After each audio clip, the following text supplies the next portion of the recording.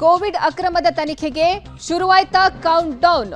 FIR ದಾಖಲಾಗಿದೆ. ವಿಧಾನಸೌಧ ಠಾಣೆಯಲ್ಲಿ ಈ ಕುರಿತು ಎಫ್ಐಆರ್ ಅನ್ನು ದಾಖಲು ಮಾಡಿಕೊಳ್ಳಲಾಗಿದೆ. 5 ವೈದ್ಯರು, ಐಎಜಿ ಎಕ್ಸ್ಪೋರ್ಟ್ ಕಂಪನಿ ಇವರ ವಿರುದ್ಧ ಎಫ್ಐಆರ್ ದಾಖಲಾಗಿದೆ. ಜನಪ್ರತಿನಿಧಿಗಳ ಮೇಲೆ ಎಫ್ಐಆರ್ ಅನ್ನು ದಾಖಲಿಸಲಾಗಿದೆ. ಕೋವಿಡ್ ಹಗರಣದ ತನಿಖೆಗೆ ಎಸ್ಐಟಿ ರಚನೆ ಮಾಡುವಂತಹ ಸಾಧ್ಯತೆ ಇದೆ.